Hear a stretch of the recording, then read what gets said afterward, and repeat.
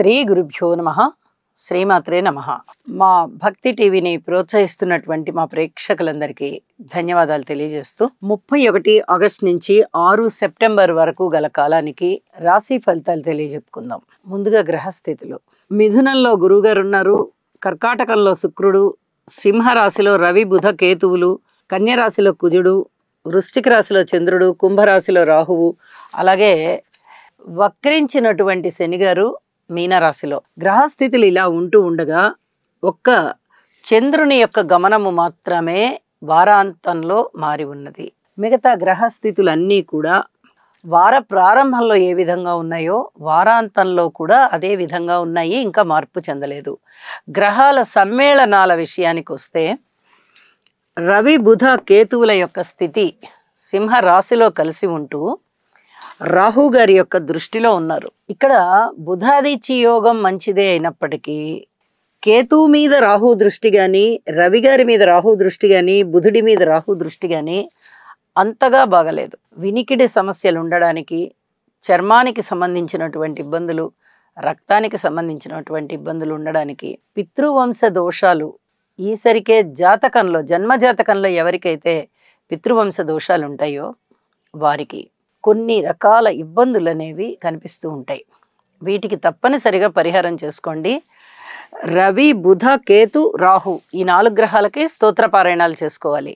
అలాగే శని గారి యొక్క దృష్టి కుజుని మీద, కుజుని దృష్టి శని గారి మీద పరస్పర దృష్టిలు ఉంటూ ఉన్నాయి.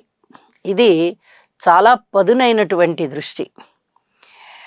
రోడ్డు ప్రమాదాలు, హృద్రోగాలు, రక్తస్రావాలు, కోర్టు కేసులు, పెద్ద మనుషుల పంచాయతీలు, భూమి తగాదాలు, ఇతరత్ర స్థిర చరాస్తుల తగాదాలు, ఏదైనా కొనుగోలు అమ్మకాలు, వాహనాలు కానీ లేదా భూమి కానీ, ఇతరత్ర యంత్రాలు, యంత్ర పరికరాలు, మిషనరీకి సంబంధించినవి కానీ ఇలాంటి వాటి విషయాలలో చాలా ఇబ్బందులు అనేవి కనిపిస్తూ ఉంటాయి.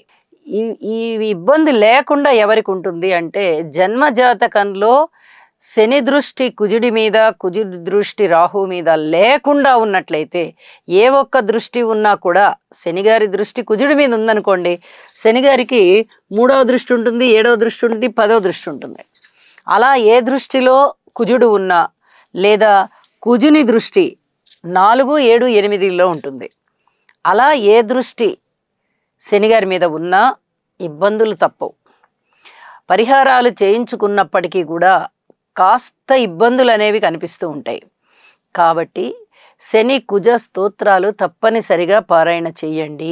ఇది చాలా చాలా చెప్పదగినటువంటి సూచనగా తెలియజేస్తూ ఉన్నాను. ఇక రాహువు చంద్రునితో కలుస్తూ మనకి ఇంచుమించుగా గ్రహణం చంద్రుడికి సంబంధించి ఈ చంద్ర రాహువుల కలయికతో గ్రహణం ఏర్పడుతుంది. అది ఈ వారాంతం అయినటువంటి మరుసటి రోజే ఏర్పడుతోంది. ఇంకా చంద్రుడి యొక్క గమనము కుంభరాశిలో ఉంటూ ఉండగానే ఏర్పడుతూ ఉన్న కారణం చేత ఈ గ్రహణానికి సంబంధించినటువంటి జాగ్రత్తలు కూడా తీసుకోవాలి. ఇది కూడా చాలా చెప్పదగినటువంటి సూచనగా తెలియచేస్తూ ఉన్నాను.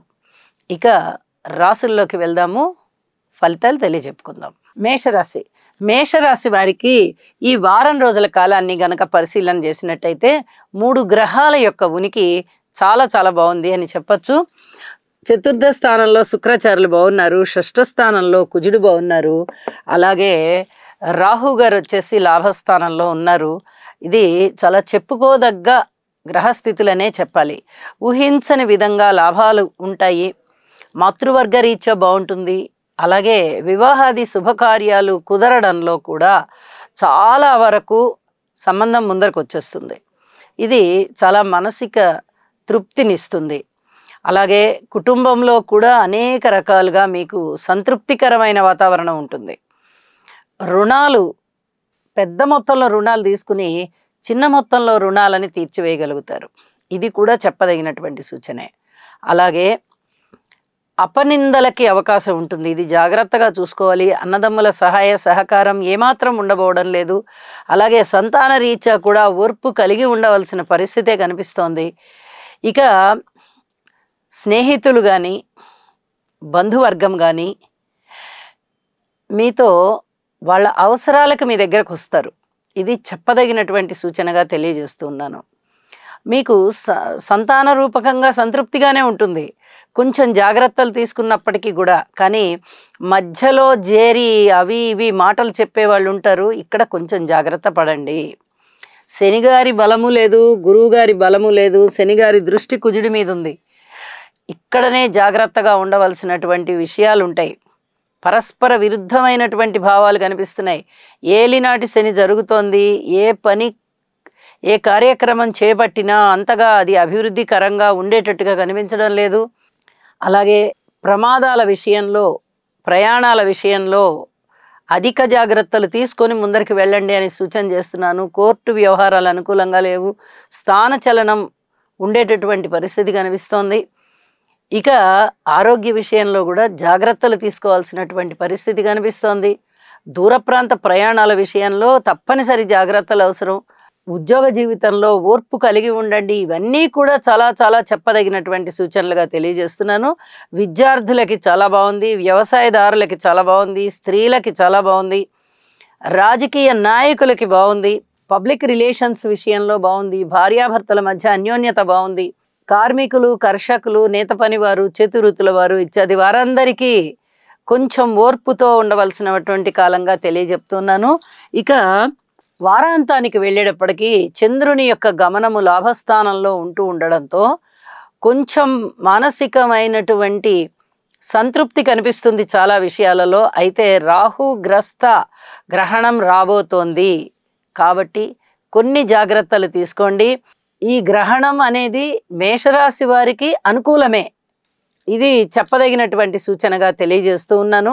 వారాంతంలోకి వచ్చేటప్పటికి చంద్రుని యొక్క గమనము ఎప్పుడైతే లాభస్థానంలోకి వచ్చి ఉన్నదో ఇది గ్రహణాన్ని సూచిస్తూ ఉన్నది. ఇది మంచి ఫలితాలనే ఇస్తుంది. కానీ రాహుతో కూడి ఉండడం వల్ల ఇక్కడ చంద్రుని యొక్క కలయికతో మానసికమైన వేదనలు కలుగుతూ ఉంటాయి. లాభాల రూపంలో అయితే ధన లాభాలు చాలా బాగుంటాయి అని చెప్పి తెలియచేస్తూ ఉన్నాను. జాగ్రత్తలు, అన్ని రకాల జాగ్రత్తలు తీసుకోవాల్సిన పరిస్థితి ఉంటుంది. చాలా విషయాలలో ఓర్పు కలిగే ఉండండి, ఇది చెప్పదగినటువంటి సూచనగా తెలియచేస్తూ ఉన్నాను. ఇక పరిహారాల విషయంలో శని కుజ స్తోత్రాలు తప్పనిసరిగా చేసుకోవాలి. రాహు చంద్ర స్తోత్రాలు కూడా తప్పనిసరిగా చేసుకోండి. ఇది చాలా చాలా చెప్పదగినటువంటి సూచనగా తెలియజేస్తూ ఉన్నాను. శుభం. శుక్రగ్రహం యొక్క అనుకూలత కొరకు హిమకుంద మృణాళాభం దైత్యానాం పరమం గురుం సర్వశాస్త్ర ప్రవక్తారం భాగం ప్రణమామ్యహం. ఓం ద్రాం ద్రీం ద్రౌం సహ శుక్రాయ నమః.